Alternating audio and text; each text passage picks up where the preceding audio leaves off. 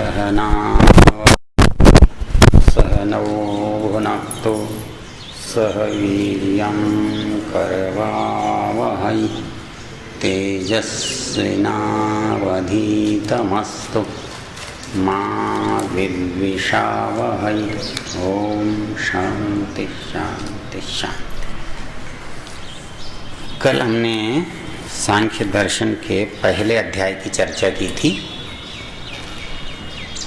मैंने बताया था आपको कि पहले अध्याय में जो पदार्थ हैं उनकी सत्ता, उनकी आवश्यकता, उनके लक्षणों की बात की थी कि एक प्रकृति और एक पुरुष, 24 तत्व और 25वां पुरुष। सत्व रजस तमसाम साम्यावस्था प्रकृति ही प्रकृतिर्महान महतो अहंकार अहंकारात् पंचतन्मात्राणि एकादशेन्द्रियगणः तन्मात्रेभ्यो भूतानि इति 24 गणाः। ये 24 जो हैं प्रकृति के तत्व हैं और 25 ही पुरुष। 25वां जो इन साधनों का उपभोग करने वाला है वो पुरुष है। अब दूसरे जो अध्याय है इसमें जो बताया गया है वो मुख्य बात इतनी सी है कि जो सृष्टि बनी उनमें सृष्टि क्यों बनी, इसके बनाने की आवश्यकता क्या है, फिर उस आवश्यकता की पूर्ति के साधन क्या हैं। तो उन साधनों में दो तरह के हैं। एक तो जो शरीर से जुड़े हुए हैं और दूसरे बाहर से जुड़े हुए हैं, स्थूल शरीर से भिन्न हैं। तो स्थूल शरीर में तो इंद्रियां हैं और स्थूल शरीर के काम में इन इंद्रियों से काम लेने वाला अंतःकरण है, और अंदर के शरीर से तन्मात्राओं से बनने वाला सूक्ष्म शरीर है। उसमें ये सब चीज़ें तो हैं लेकिन दिखने वाले साधनों के रूप में नहीं है, सूक्ष्म रूप में। तो दूसरे जो अध्याय का विषय है वो 13 जो साधन है ना, 11 इंद्रियां और 2 करण और सूक्ष्म शरीर तन्मात्राओं से बनता है। तो तन्मात्राओं की तो ये बातें हमारी समझ में आ जाएं तो तन्मात्राओं से स्थूलभूत ये बनता है। तो देख लेते हैं क्या कह रहा है ये। बोले संसार क्यों है? कहते हैं कि स्वार्थम प्रधानस्य मोक्षार्थम पुरुषस्य। स्वार्थम प्रधानस्य मतलब कोई चीज़ है और उसका कोई उपयोग ना हो तो चीज़ का फायदा कुछ नहीं। तो प्रकृति है तो क्यों है? बोले संसार बनना चाहिए। ये क्या है? बोले प्रकृति का स्वार्थ है, क्योंकि कोई भी चीज़ बिना कारण के होती नहीं। तो संसार में कोई भी चीज़ निरर्थक नहीं, तो मूल प्रकृति ही क्यों निरर्थक होगी? उस मूल प्रकृति से ये संसार बनता है, तो प्रकृति का जो प्रयोजन है उसे स्वार्थ कह दिया। तो प्रकृति का स्वार्थ क्या है? संसार को बनाना। और दूसरा प्रयोजन क्या है? विमोक्षार्थम पुरुषस्य। यदि पुरुष संसार में न आए तो ये संसार से छूट भी नहीं सकता। आदमी तांगे की सवारी न करे तो पहुंच भी नहीं सकता। पहुंचने के लिए पहले तो तांगे से जुड़ेगा और मुक्त होने के लिए तांगे को जहाँ उचित स्थान पर छोड़ेगा। तो वैसे ही जीवात्मा इस संसार को पकड़ेगा, इस शरीर के माध्यम से वहाँ तक पहुँच करके इसको छोड़ देगा। मतलब ऐसा कोई भी नहीं करता कि पहुँचने के बाद साधन के साथ चिपटा रहे। आप भले ही हवाई जहाज से जाओ, लेकिन ऐसा तो है नहीं कि हवाई जहाज पर उतरते समय कहेंगे इसको भी घर ले जाएंगे। हवाई जहाज से उतरे, टैक्सी में, कार में बैठे, उस ऐसा तो है नहीं कि इसको भी घर तक ले जाएंगे, अपने सोने के कमरे में ठहराएंगे। तो संसार हमारे लिए उपयोगी है, लेकिन विमोक्षार्थ। जब हम ठिकाने पर पहुंच जाएंगे तो इसे छोड़ देंगे, चाहे कितना भी सुंदर हो, कितना भी अच्छा हो। जब इसका प्रयोजन समाप्त हो जाएगा तो छोड़ देंगे। तो इस संसार के दो प्रयोजन हुए, एक प्रकृति से संसार का बनना और इस संसार से पुरुष का मुक्त होना। विमोक्षार्थम स्वार्थम वा प्रधानस्य, पुरुष की मुक्ति के लिए और संसार की रचना के लिए ये प्रकृति है।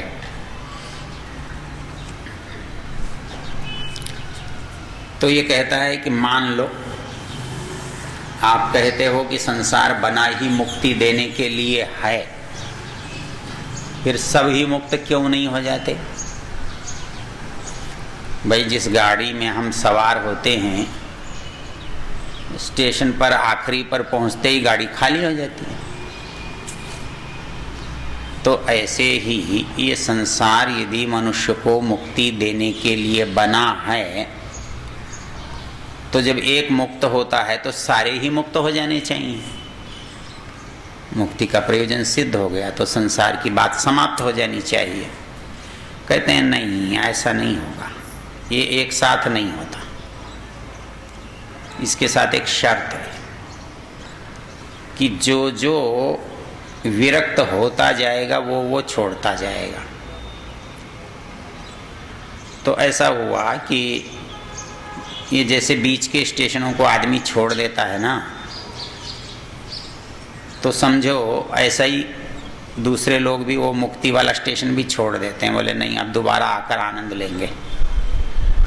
उनका प्रयोजन अभी सिद्ध नहीं होता। तो वो प्रयोजन कब सिद्ध होता है? विरक्त होने पर। जब तक कोई चीज़ हमें अच्छी लगती है तो छोड़ने का प्रश्न नहीं उठता। लेकिन वस्तु कितनी भी मूल्यवान हो, हमारे काम की न हो, हम उसे छोड़ देते हैं। कपड़ा हम प्रतिदिन ज़रूरी पहनते हैं, बड़ा अच्छा पहनते हैं, महंगा भी पहनते हैं, लेकिन यही कपड़ा मैला हो जाता है तो उठा के फेंक देते हैं। जब ये साफ होता है ना तो इस पर प्रेस करके अलमारी में रखते हैं, उस पर खिड़की में अलमारी में टांगते हैं, पहनते हैं, और जब लगने लगता है तो मैला हो गया तो उसको ही पैरों में पटक देते हैं। तो कोई बहुत मूल्यवान है इसलिए काम का है ये ज़रूरी नहीं है। पवित्र है तो काम का है। जो चीज़ साफ होती है हम उसे उठा कर रखते हैं, जो चीज़ मैली होती है उसे डाल देते हैं। बर्तन साफ है खाने के लिए उठा लेते हैं, मैला हो गया डाल देते हैं। तो ये संसार में कोई भी मनुष्य तब तक पड़ा रहता है जब तक मैला है। जैसे ही मैल आता है संसार में पटक दिया जाता है, साफ सुथरा हो जाता है, वापस भेज दिया जाता है। तो ये कहता है विरक्तस्य तत्सिद्धे। जब तक मनुष्य विरक्त नहीं होगा ना, तब तक इस संसार को छोड़ेगा नहीं, चाहे इसमें कितने भी लोग मुक्ति को जाते रहें। तो जो विरक्त हो जाएगा वो चला जाएगा, जो विरक्त नहीं होगा वो बना रहेगा। तो मनुष्य चाहता नहीं इसलिए जाता नहीं। हम सोचते तो हैं कि हमें भी मुक्ति मिल जाए, लेकिन ये झूठ है। हम चाहते ही नहीं कि हमें मुक्ति मिल जाए। संसार में घर छोड़ने के लिए बाप बेटा ही धक्का दे देता है, भारत जाओ, हो गया आपका काम। कहते हैं कैसे चले जाएं, घर तो हमने बनाया है, हमारे बिना चलेगा कैसे? तुमको क्या पता कैसे क्या होता है? फिर ये जो तुम्हारे बच्चे हैं ना, इसको तुम थोड़े ही संभाल सकते हो, इनको हमारे बिना कौन देखेगा? तो ये सोचना कि हम छोड़ना चाहते हैं गलत है। छोड़ना उड़ना नहीं चाहते। जिस दिन कोई छोड़ना चाहता है उस दिन उसे कोई रोक भी नहीं सकता। जिसको वैराग्य हो जाता है, व्यर्थ लगने लगता है, उस दिन वो छोड़ के चला जाता है। कोई बात जब तक मुझे दुखी नहीं करती तब तक मैं इसे कैसे छोड़ दूं?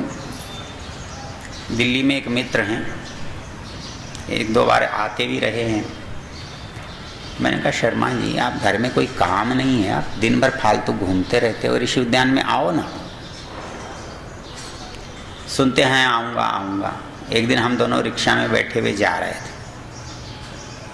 बोले आचार्य जी आपको एक बात बताऊँ? बताओ।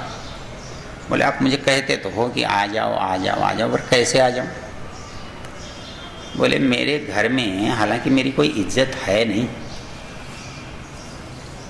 बोले जब मैं घर में घुसता हूँ तो मेरी पत्नी अपने मुंह के सामने अखबार लगा लेती है, उसको मेरी शक्ल देखना अच्छा नहीं लगता। मेरे बच्चे इतना प्रेम करते हैं कि मेरे प्लॉट बेच के खा जाते हैं तो मुझे बताते भी नहीं कि बेच दिया। पैसे देना तो बहुत दूर की बात है। घर से बाहर होता हूँ तो वो इंतज़ार नहीं करते कि वो आएगा रोटी खाएगा। तो बोले मेरे को कोई रखता नहीं है। बाहर नहीं खा के घर आता हूँ तो रसोई में टटोल लेता हूँ, कहीं कुछ पड़ा हो तो खा लेता हूँ। बोले पंडित जी इतना होने पर भी मैं घर नहीं छोड़ सकता। तो जिसको इज्जत से रोटी मिलती होगी वो कैसे छोड़ देगा?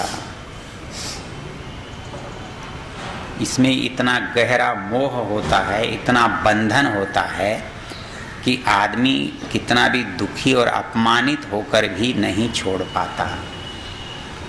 और जिसको थोड़ा सा भी सम्मान मिल जाता हो, बच्चे पूछ लेते हों, नमस्ते कर लेते हों, रोटी कपड़ा ठीक मिल जाता हो तो क्यों जाएगा कोई? उसको कैसे वैराग्य हो जाएगा? वैराग्य होने के लिए तो चोट पड़नी चाहिए, दुख होना चाहिए। आदमी जिस जगह एक बार चोट खा लेता है दोबारा तो नहीं जाता। और आप ये चाहते हो संसार का सुख मिलता रहे और आप इससे अलग हो जाएं, कैसे होगा? वो तो बार बार बुलाएगा। आपको यदि कोई चीज़ देखने में सुंदर लगती है, छूने में सुंदर लगती है तो बार बार छूएंगे, लेकिन बिच्छू को एक बार छू के देखा दोबारा छूएंगे? तो वैराग्य कब होगा? जब तक आपको ये सुख दुख में न बदल जाए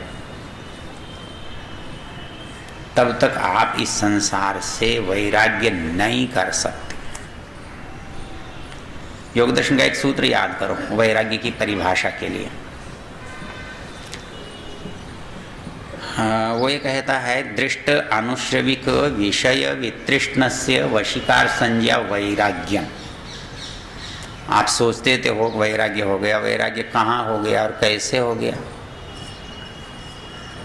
वैराग्य उसका नाम है जब वितृष्णा पैदा हो जाए। वितृष्णा कोई भली चीज नहीं है। वितृष्णा किन चीज़ों से होती है जरा सोच कर देखो तो। जिस चीज़ को आपको देखना भी अच्छा नहीं लगे, सूंघना भी अच्छा नहीं लगे, छूना भी अच्छा नहीं लगे, और जिस संसार में आप डूब के रह रहे हो उसमें वितृष्णा कैसे हो जाएगी? वितृष्णा मतलब उसका नाम सुनना भी अच्छा नहीं, वहां जाना तो बहुत दूर की बात है। वैराग्य उस स्थिति का नाम है जब संसार आपको डसने लगता हो, बिच्छू या सांप के डंक जैसा अनुभव करते हो, तब वैराग्य होता है। उससे पहले कौन वैराग्य कर लेगा? धूप में कैसा भी गंदा स्थान हो लेकिन थोड़ी छाया हो तो आदमी टिकता है। सर्दी भयंकर पड़ रही हो और जिस कपड़े को आप दिन में देखकर लात मारी हो,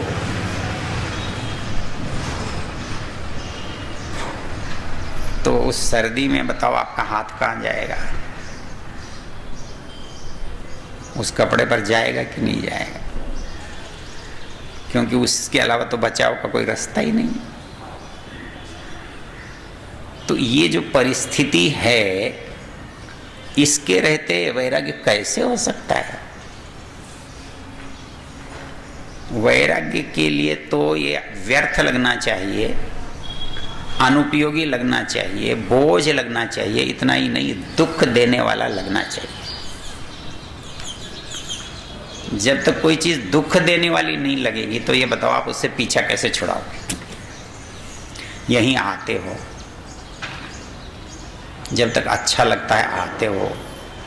कोई पूछे चल रहे हो? नहीं जी, वहाँ के लोग तो बड़े नालायक हैं जी, बड़ी बेइज्जती करते हैं, बड़े बदतमीजी से बोलते हैं, खाना भी ठीक नहीं देते हैं, क्या करना इसी जगह जा कर के? नहीं जाना, किसी भी कीमत पर नहीं जाना।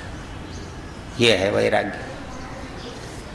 जब तक कोई हाथ जोड़ के बुलाएगा, बैठ के खिलाएगा, प्रेम से पंखा जलेगा, किसको वैराग्य हो जाएगा? कैसे हो जाएगा? तो ये कहता है कि दृष्ट आनुश्रविक विषय वितृष्णस्य, और एक केवल इतना ही नहीं जो अनुभव किया है, जो सुना है उसमें भी तो राग होता है। देखा तो नहीं है, अरे सुना है वहाँ की मिठाई बहुत अच्छी होती है, वो जो है ना वहाँ का नाच बोले बहुत देखने लायक होता है। तो ये जो है दृष्ट और आनुश्रविक, कहते हैं अरे ये अमुक वेद से यज्ञ करेगा तो स्वर्ग मिलेगा, इस तरह की आहुति डालेगा तो ये सुख मिलेगा। तो ये जो आकर्षण है ना, वो केवल अनुभव किया हुआ नहीं, सुना हुआ भी, उसमें भी जब अनिच्छा हो जाए तो उसका नाम वैराग्य है। तो कहता है संसार में सब लोग विरक्त नहीं हो सकते, होते भी नहीं है, लेकिन ये संसार उसके लिए ही बेकार होता है जिसका इसमें राग समाप्त हो गया हो। कहता है कि फिर वो समाप्त कैसे होता है? क्या वैराग्य की बात सुन लेने से वैराग्य हो जाता है? नहीं होता। न श्रवण मात्रा तत्सिद्धि। आप बच्चों को कितना भी समझाएं, देखो बेटा ये बहुत गलत चीज है, ऐसा मत करना, पुराना संस्कार रुकने ही नहीं देता, बार बार उसी काम को करने की इच्छा होती है रोकने के बाद भी। क्यों आती है? अनादि वासनया बलवत्वात्। जो पुरानी वासनाएं हैं, संस्कार हैं, वो ऐसा करने के लिए मजबूर करते हैं। हम संसार में एक आध बार वैराग्य भी प्राप्त कर लें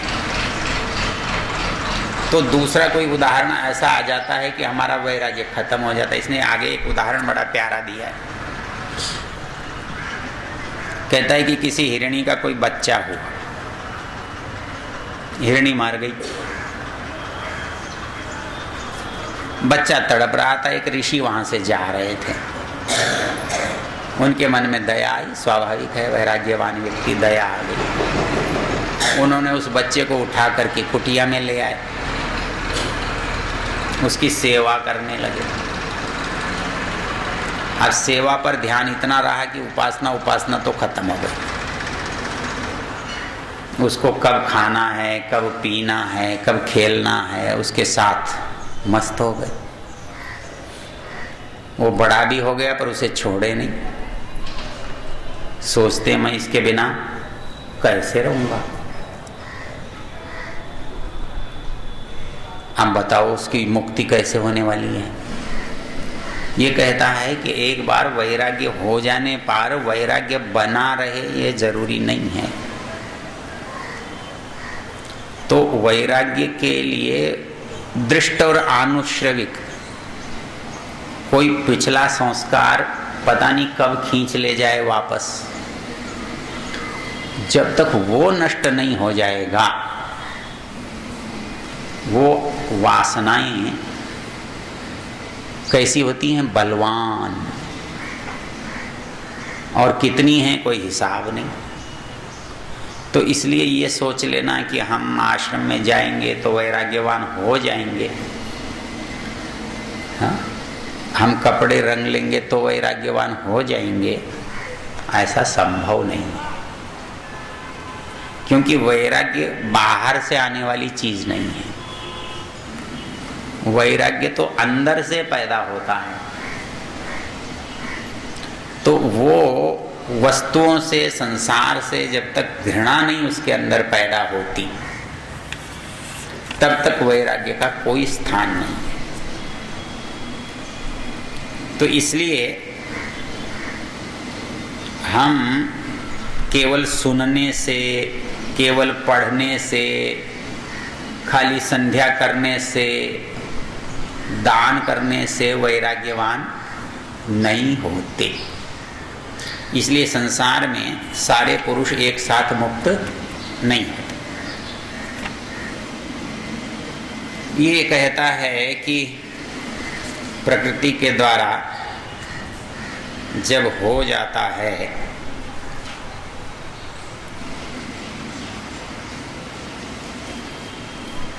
इसमें राग और विराग दोनों होते हैं, तो इसको जानना पड़ता है।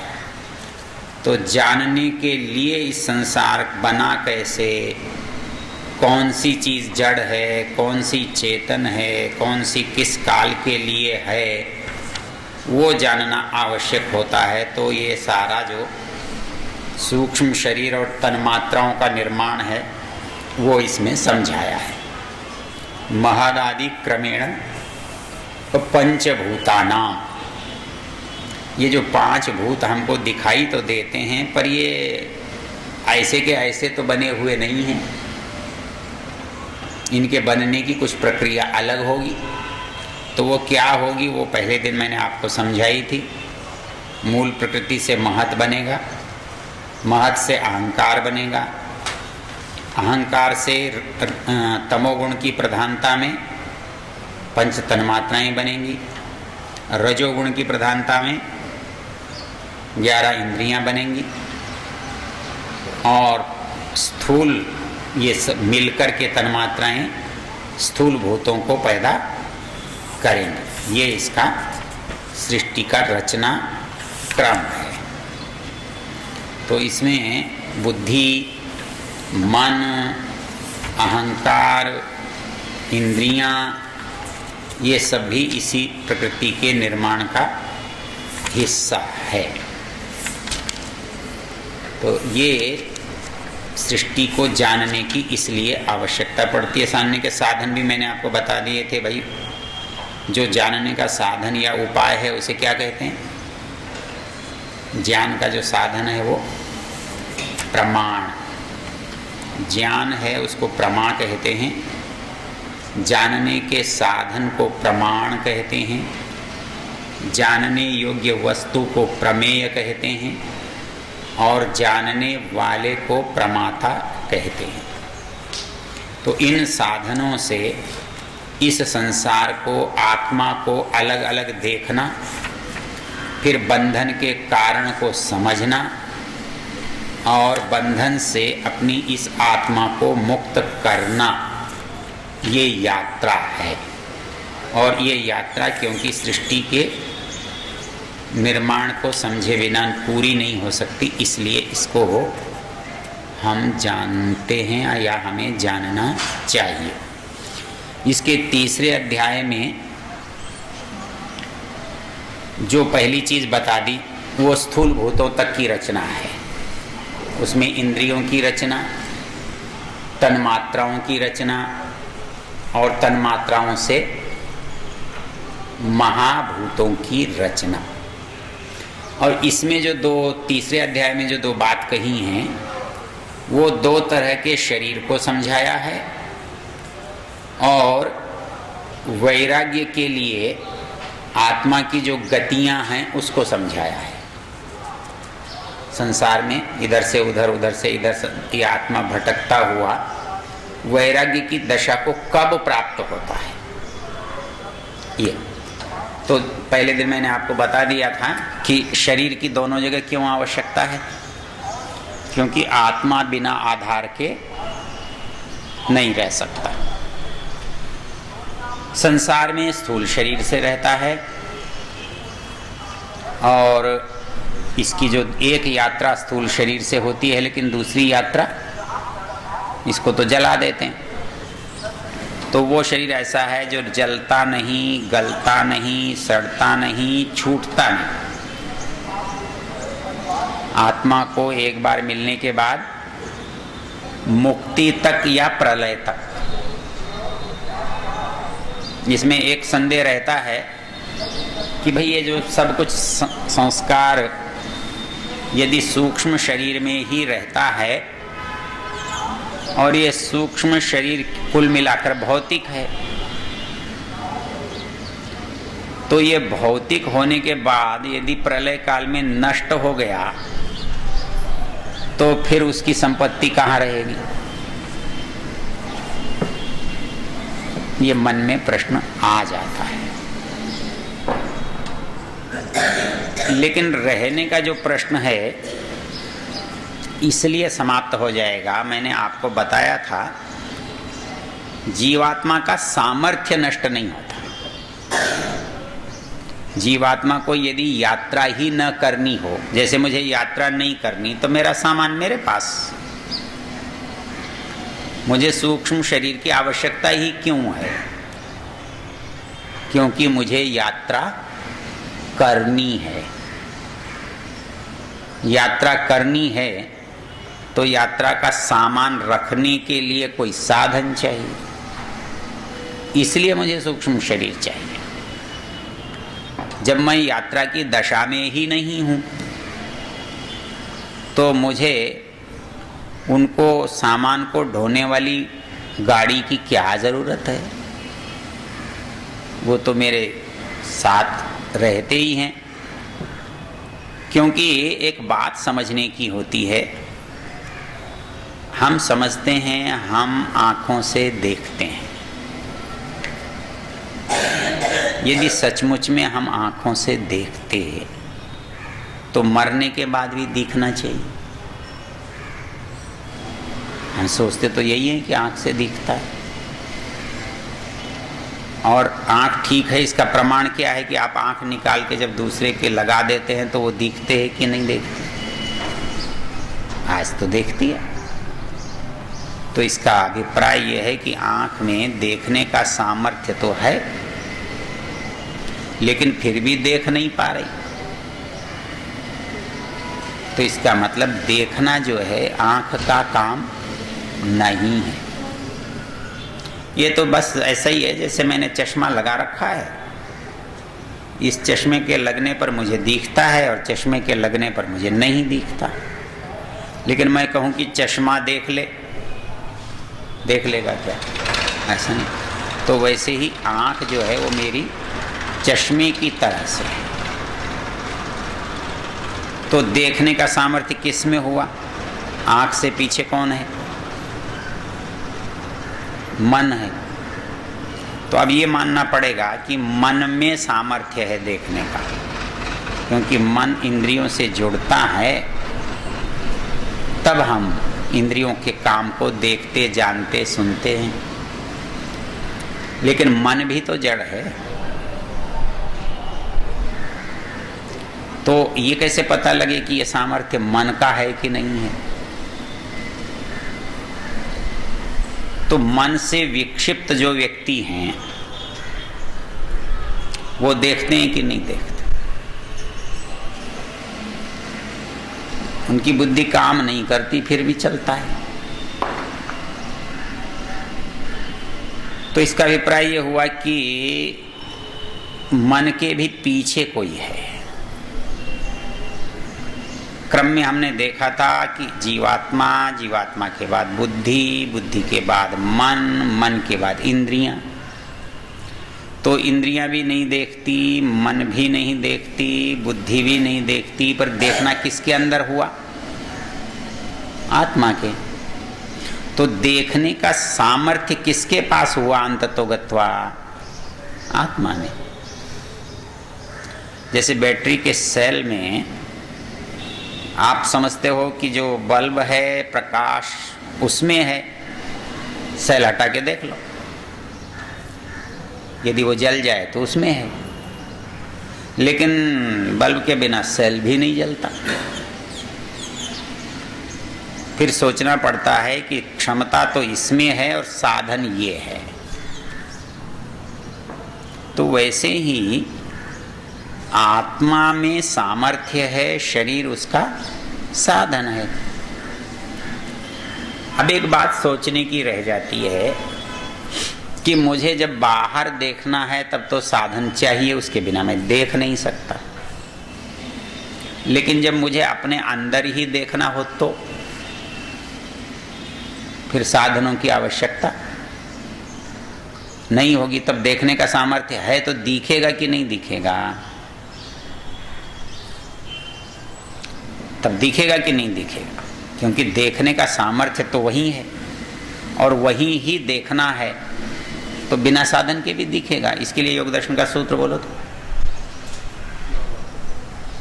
दूसरा ही सूत्र है, योगश्चित्त वृत्ति निरोधः तदा दृष्टु स्वरूपे अवस्थानम। तब आत्मा जो है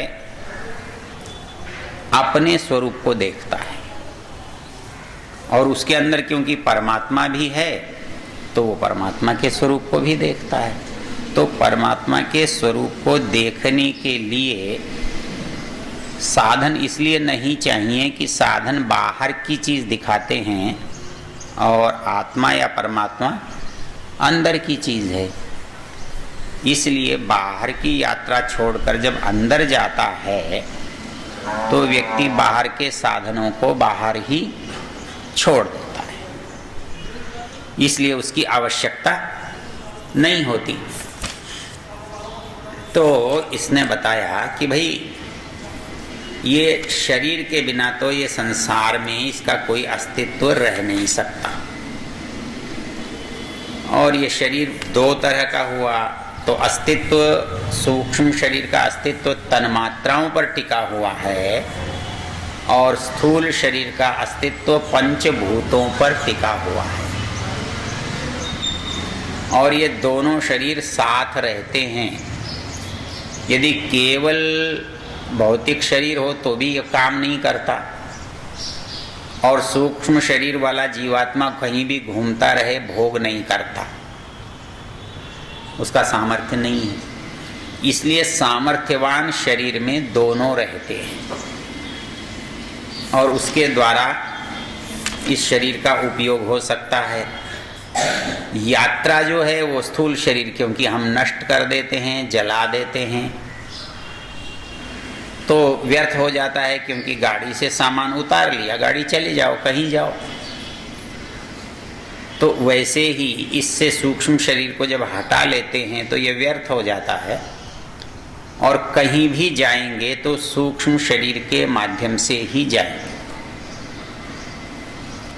तो वो सूक्ष्म शरीर सर्ग से लेकर प्रलय तक या सर्ग से लेकर मुक्ति तक,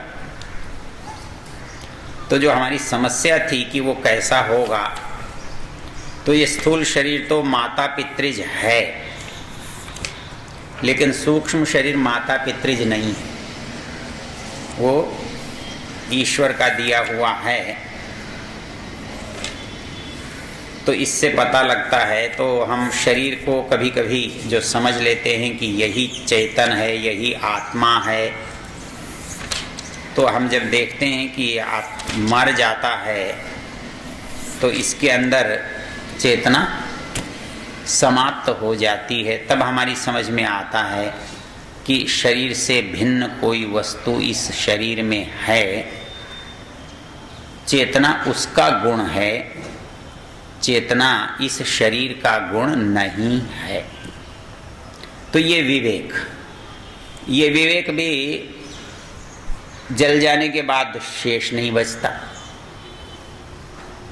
ये विवेक गायब हो जाता है, तभी तो हम चित्र को दिखाकर कह देते हैं कि ये मेरे पिताजी हैं, ये मेरे माताजी हैं। वो चित्र मेरे माता पिताजी कहाँ हैं?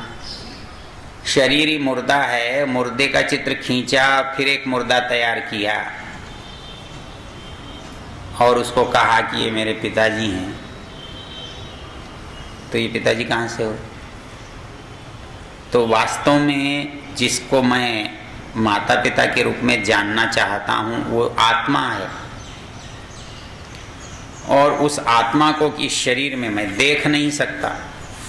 इसके लिए मुझे जिन साधनों की जरूरत है, योग दर्शन में तो उसे विवेक वैराग्य कहा है, और यहाँ उन्होंने धारणा ध्यान विवेक वैराग्य 4 उसका विस्तार है, उसमें विरोध तो है नहीं। मतलब ध्यान करो, धारणा करो, ध्यान करो, विवेक करो, वैराग्य करो। तो ये सारा जब हमको पता लग जाता है तो हम इस संसार में रहते हुए भी संसार से अलग होते हैं। वो दशा क्या है? वो दशा कहलाती है जीवन मुक्त। जिंदा तो हैं पर मुक्त हैं। ऐसा कैसे हो सकता है? इसके लिए एक उदाहरण है कुम्हार के चाक का। नए लोगों को तो पता भी नहीं चलता कुम्हार का चाक क्या होता है। कुम्हार डंडे से चाक को चलाता है, लेकिन सारे समय नहीं चलाता। एक बार चला के छोड़ देता है, बहुत देर तक चलता रहता है और अपना काम कुम्हार करता रहता है। उसके चलने से उसका काम होता है। तो ये कहता है चक्र भ्रीमिवत धृत शरीर। बोले जब चक्र चल रहा है ना, जिन जिन कर्मों का भोग हो चुका वो खत्म, बचे हुए दग्ध बीज हो गए। बचे हुओं को हमने जला दिया। इसके लिए क्या सूत्र है भला?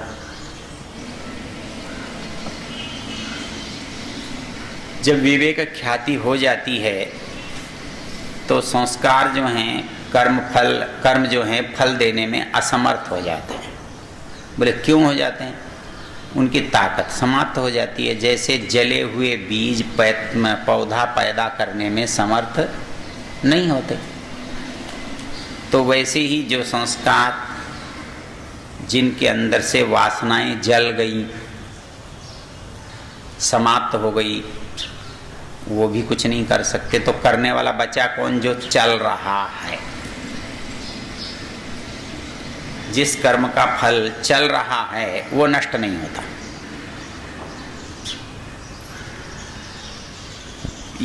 नष्ट जो भुगत लिए वो नष्ट हो गए, जो बचे हुए हैं वो भी नष्ट हो जाएंगे। लेकिन जो वर्तमान दशा में है ना, वो नष्ट नहीं हो सकते। उनको तो भोगना ही पड़ता है। तो भोगने के लिए जिंदा रहना पड़ता है। शरीर का संबंध ही भोगने से है। तो नया तो हम करेंगे नहीं। नया करेंगे तो ऐसा नहीं है कि आप जीवन मुक्त हो गए तो भोजन करना छोड़ देंगे, या भोजन कमाना छोड़ देंगे, या भोजन पकाना छोड़ देंगे, या सोना छोड़ देंगे, या किसी से मिलना जुलना छोड़ देंगे। ऐसा कुछ भी छूटने वाला नहीं है। लेकिन होगा क्या? तब जो कुछ आप करेंगे वो आपके लिए नहीं होगा, इस शरीर के लिए आप कर रहे हैं, उसमें कोई आपकी आसक्ति नहीं है, वो ईश्वर प्रणिधान वाला हिस्सा है।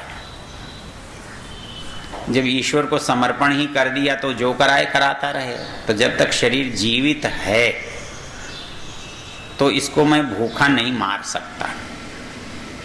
हमारे यहाँ एक बड़ी विचित्र दशा है।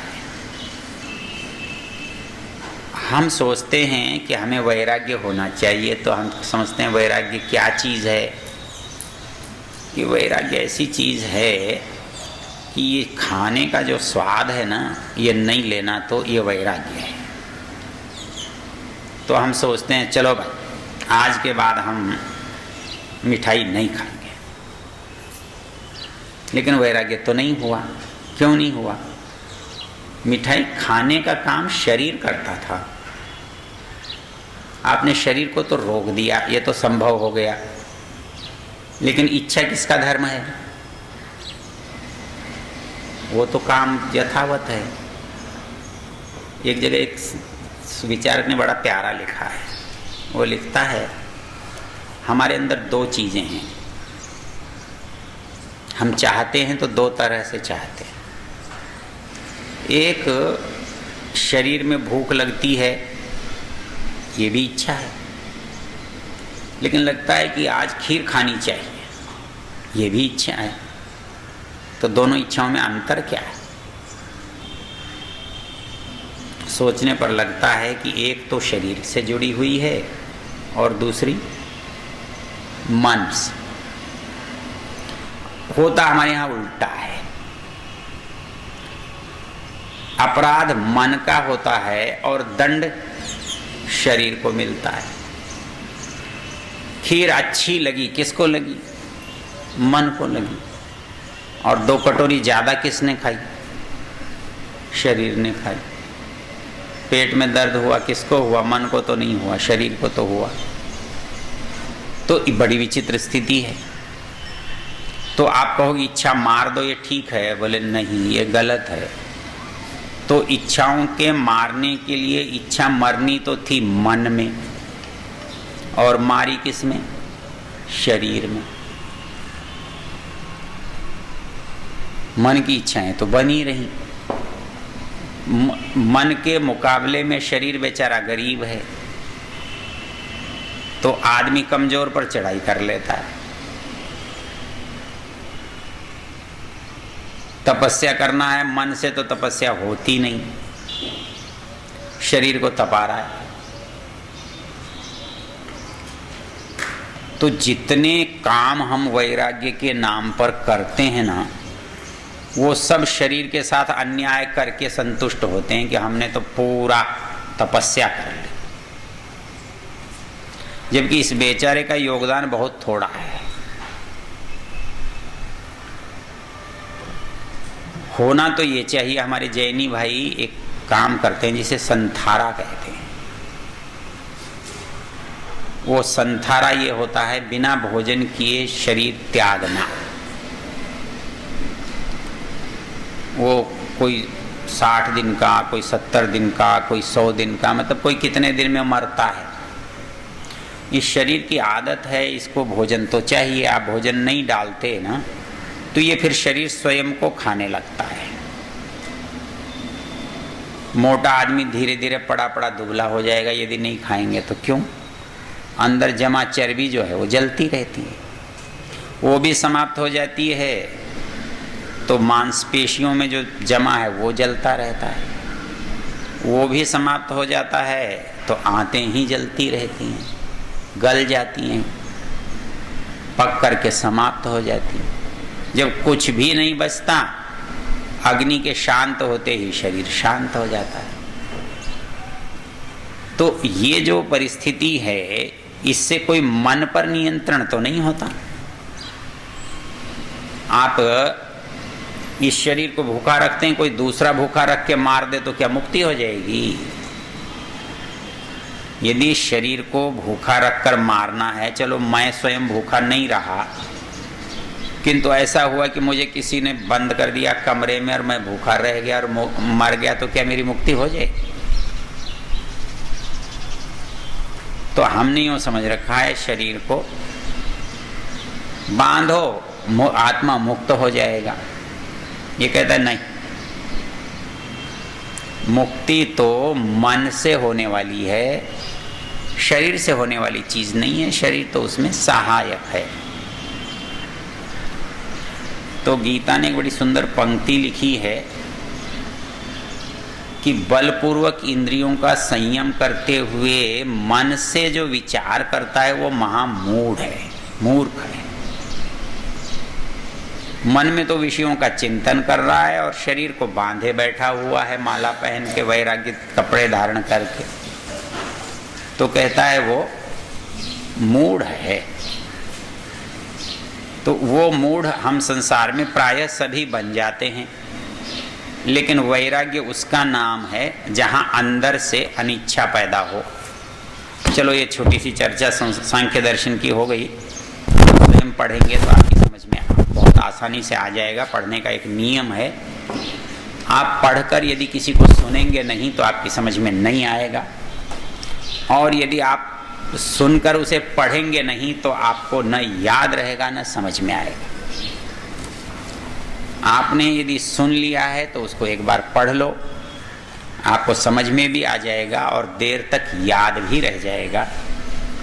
आप पढ़ के आए हो और सुन लिया है तो भी समझ में आ जाएगा।